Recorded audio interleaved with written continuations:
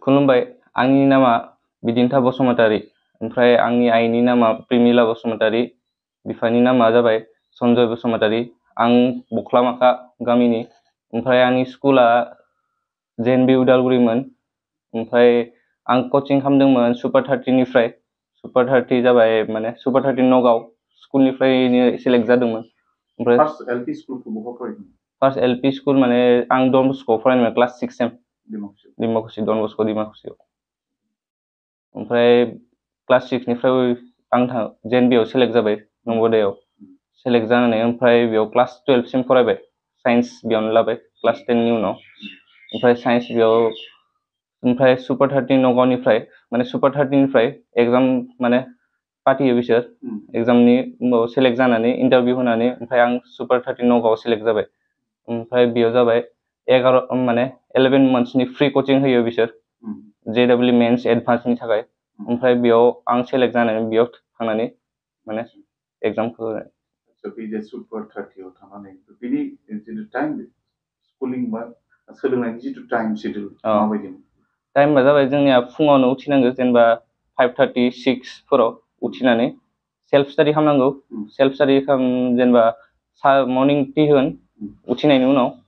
fresh आप जानानै माने morning T लोंनानै ओमफ्राय सेल्फ स्टाडि खालामनोसै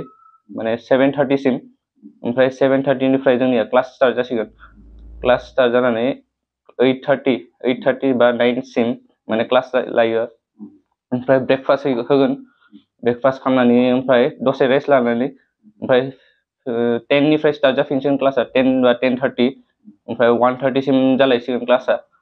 1:30निफ्राय ओमफ्राय डिनार लान्च खालामनानै ओमफ्राय रेस्ट लानानै 3 बा 3:30 सिम ओमफ्राय सेल्फ स्टाडि खालामफिननानै 5 to 5:30 सिमाव माने इभिनिं टि होयो बेयाव जेनेबा माने आउट ओंखारनो थाखाय सम मोना ओहो सम मोना माने बिराद टाइट स्केड्युल दा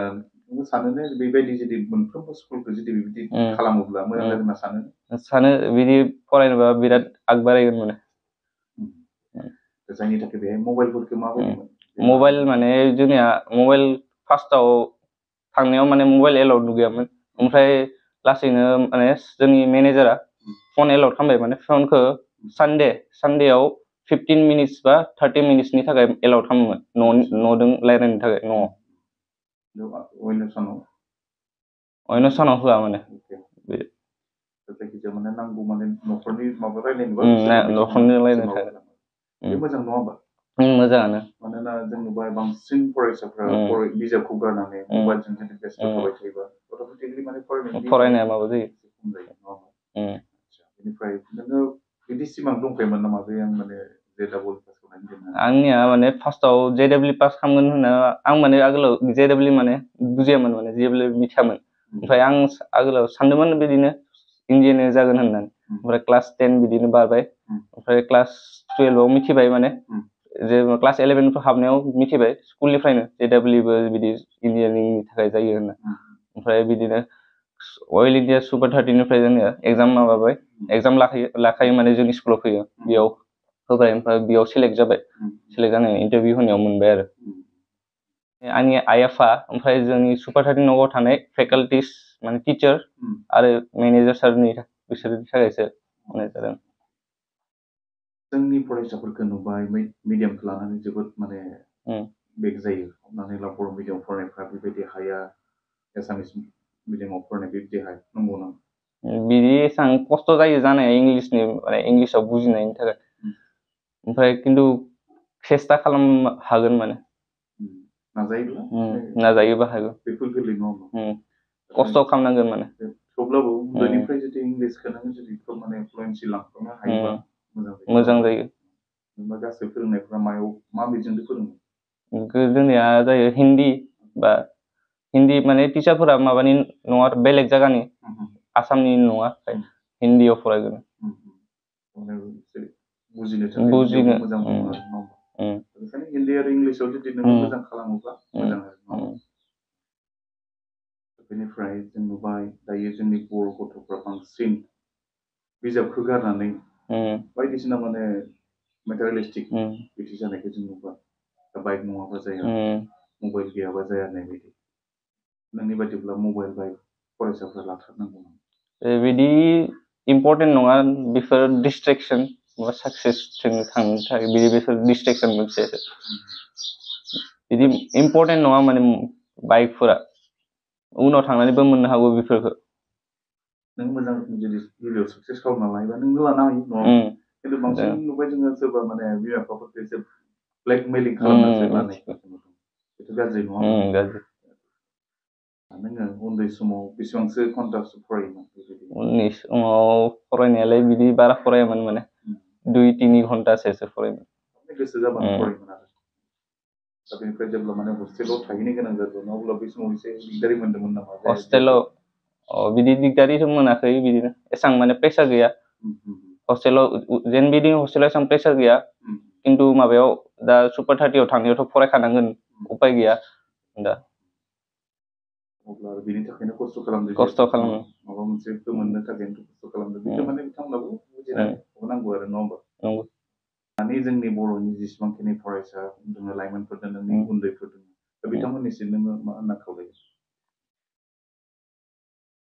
नैबे समाव जों नुबाय बांसिनै जेनेबा जोंनि बर' गथ'फोरखौनो आं बांसिन बुङो जिहेथु नोङो जाबाय एसे आलादा बिजाबफोरखौ दिनै गावनि आंगो लोगो खालामनानै बिथांमोननिसिम नोंनि बादिब्ला माबायदि जानांगौ बिजाबफोरखौ आंगो लोगो खालामनायाबा माने एसांबो फरायनाङा माने जेसां मानसिफोरा बुङो खिन्थु मोनसे जेनेबा सानसेयाव 2 घन्टा बा आधा 1 घन्टा बिजाब खुलिना नायनांगौ आरो हदाय माने टाइम टेबोल मेनटेन खालामनांगौ कन्टिनिउस माने कनसिस्टेन्सि दोननांगोन होनबा जे माने हागोन आरो एसां माने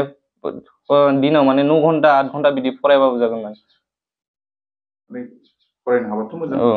फरायनो हाबा मोजां बिदि एटलिस्ट माने 1 घन्टा 2 घन्टा बिदि खुलिना नायनांगौ माने मोजां जागोन जों नुबाय जोंनियाव मोनसे यां जेनेरेसन बिराद मोनसे गाज्रि मा सानफ्रोमबो मबाइलजों थाफानाय बायदिसिना गाज्रि मुवा बेसादफोरखौ सोबनायफोरखौ बिथांमोननिसिम मा खावलायगोन बिदि माने दा बे गासैनिबो मोनसे सम दोङो बेफोर दा माने दा बयसआ बिनि सम नङा माने बेफोरनि थाखाय बेलेग बयस दोङो दा माने फरायनायनि सम दा साक्सेस माने एचिभ खालामनानै ओमफ्राय नों जि खालाम रावबो बुंनाय नङा आरो जुदि नों मोनसे साक्सेस एचिभ खालामो गावनि साक्सेसखौ खिन्थु दिनै बे समाव माने जिहेतु मोनसे लामाखौ जों दासिमबो मोनाखै दा बे समावनो जुदि बायदिसिना गाज्रि मुवा बेसादखौ सोबोबाथ' अबभियासलि बियो हेल्थनि थाखाय हामा हेल्थनि थाखाय मेन्टेलनि थाखाय नङा बेफोरनि थाखाय गोजानाव थानांगौ होनना सानो आरो नङा होमबा जायफ्रा थारमाने गावनि नोंनि आइ आफाया जेरैबायदि मोनसे नोजोर होबाय थादों बेबायदि माखासे गार्जेनफोर दङ माब्लाबा नोजोर होआ बिथांमोननिसिम खावलायगोन मा खावलायगोन एसे माने आंनि आइ आफाया माने फिसानिफ्रायनो एकदम माने स्ट्रिक्ट नङा बादि फ्रि आरो बिराद माने गासिबो बुस्थुफोरजों रायलायो आरो माने जेनेबा माबा खोथा दङबा शेयार खालामो आरो आंदो माने माखासे नुबाय जोङो जायखौ माने बिमा बिफाफ्रा गावनि गथ'फोरजों माखासे खोथाफोरखौ शेयार खालामनो दा जानो हागौ बिनि थाखायनो माब्लाबा लानाङि जि डिसिसन बेफोरखौ लानायफोरखौबो जों बियो जोंनि बादिब्ला शेयार खालामनांगौ नाङा शेयार खालामबा मोजां आरो ओमफ्राय शेयार जुदि खालामा माने गथ' फिसाया बेलेग लामाथिं थांनायनि माबा दङ चान्सेस दङ आरो बेखायनो शेयार खालामनांगौ एसे फ्रि थानांगौ माने जायखिजाया माने जेरैबायदि टिचारफोरा जेरैबायदि साजेसन बिमा बिफायाबो बिदि होयोब्ला माने एकदम खोथाफोरखौ शेयार खालामनानै माने मोजां जायो आरो नङा जिहेतु माखासे फरायसाफ्रा दायो हयथ' नोंसोरखौ नुगोन बिथांमोननि बे उन्दैफोरनि थाखाय नोंनि माने साजेसना मा जागोन खावलायनाय मा थागोन जेरैबायदि हमनानै बिथांमोना माबायदि फरायनांगौ बेनि सायाव जे माने बिदि जाबाय सेस्था खालामबा गासैखौबो मोनगोन आं गावनि माबा मेट्रिकआवथ' कर'ना पाससो कर'नानि थाखाय पास खालामना होनाय ओमफ्राय माबा हायार सेकेन्डारियावबो एसेबां मोनाखै 72% मोनदो ओमफ्राय बेयाव थांनानै सेस्था खालामनायखायसो हायदो बिदि सेस्था खालामो गासैबो जागोन जोबनायाव मा खावलायगोन आं जोबनायाव खावलायगोन जे जोंनि बर' फरायसाफोरनि माबा जे गोदान इयुथ जेनेरेसनखौ बुंनो नाजादों जे आं माने सेस्था खालाम गासैबो एसां गोरा नङा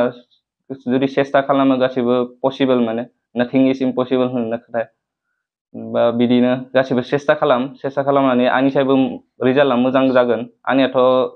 बारा नङा एसां मोजांबो नङा एसां हामाबो नङा आरो आंनि रिजाल्टआ आंनिसायबो मोजां जागोन जुदि सेस्था खालामोबा बेखौनो नाजादों आं नोंसोरखौ बुंनो जिहेतु बिदिन्थिया खोब मोजां रोखोमै पास खालामनो हाबाय दा बिमा हिसाबै माबायदि जोथोन लादोंमोन बाबा दिनैनि बेलायाव माबायदि नांदों बिराद मोजां मोनदो जेनेबा बोसोरसे द्रप थानानै जेनेबा एग्जामखौ पास खालामनो हाबाय बिनि थाखाय बिराद मोजां मोनदो आरो गोजोननाय मोनदो मानोबा बेयाव बहुत गथ'फोर थायो जेनेबा लाखसो थायो नालाय बेयाव सेलेक्ट जानायनि थाखाय बिराद मोजां मोनबाय आरो जों नुबाय खायफा बिमा बिफाफ्रा माने गावनि गथ'फोरा बहा थांदों बेफोरखौ जोथोन लायाखै हयथ' नोंथांनि बेलायाव एसे आलादा दा बिथांमोननि थाखाय मा होनना खावलायगोन आं बेखौनो बुंनो सानोदि जेनेबा जोंनि गथ'फोरा जेनेबा हस्टेलाव थानायनि खुराङा जेनेबा आलदा जेनेबा न'निफ्राय थांलाय फैलाय जिहेतु गथ'फोरा खालामो खायसे बायदि जोंनि नुनायाव आरो माने गथ'फोरा स्कुल ड्रेस गानना फैनानै माने क्लासाव हाबै बा स्कुलाव हाबै बुहुत नुयो आरो बेनिखायनो जोंनि जेनेबा पेरेन्टसफोर बा गार्जेनफोरखौ आं खावलायनो सानो जेनेबा गथ'आ स्कुलाव माने ओंखारबोनानै स्कुलाव हाबदोंना हाबाखै बेखौ माने एसे आन्दाज होनांगौ आरो आंनि हिसाबाव आरो बहुत गथ'फोरा बे माने न'निफ्राय थांलाय फैलाय खालामो दानि गथ'फ्रा जेनेबा माने एसेबाबो बेलेग जानो हमलांबाय गथ'फ्रा बेनिखायनो जेनेबा आं पेरेन्टसफोरखौ खावलायो आरो जेनेबा आंनि गथ'आ स्कुलाव थांदोंना थाङाखै बेखौ टिचारफोरजों बा प्रिन्सिपालफोरजों कन्टेक्ट लानानै सोंहरनाया मोजां आरो दानि नैबे जिथु जेनेरेसन माबाफ्रा माने बेलेग जालांबायथ' बेनिखाय आरो बिदिन्थिया उन्दै समाव माबायदिमोन उन्दै समावथ' बियो बिराद माने दुस्थ' नङामोन आरो बिराद मोजांमोन उन्दै समाव जेनेबा आरो बयगा बारा जालांनाय बाय आलदा आलदा जालाङो गथ'फ्रा जेनेबा साननाया एसांबो माबा माने दुस्थ' नङामोन आरो थिगानोमोन जेनेबा दाथ' जों नुबाय खायफा गथ'फ्रा बिराद माने जायखौ जों आब्रा होनना बुङो बे बिदिसो नङामोन जेनेबा एसेबांबो आब्रा नङामोन बाय जेनेबा बुस्थुफोरखौ खायसे खायसेखौ जेनेबा माबायोमोन आरो एसांबो माने आंनो नांथारगौ बिदि नङामोन आरो जेनेबा होनो हानायखौ बेबो नुनानै मिथियो आरो जेनेबा जोंनियाव एसे खस्थ' आरो जोंनिया माने दा मालिका माने कम्पानि प्राइभेट जब नालाय माने एभेलेबल सोलिनो हानायनि जोंनियाव बे रखम माने केपासिटि गैया आरो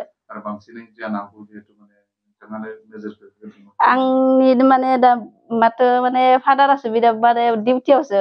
बांसिन दायथ' गथ'फोर सानैनि दायथ' आंनियाव थाजोबो आरो जिथु माने आं गथ'फोरखौ मा खालामदो मा खालामाखै फरायदो दा फरायाखै आं बुहुत नोजोर होनाय जायोमोन आरो सोङोमोन आरो बा लोगोफोरदि माब्लाबा हस्टेलनिफ्राय न'आव फैदोंबा महा थांदो मासिम थांदो बेफोरखौ खबर लायोमोन आरो आङो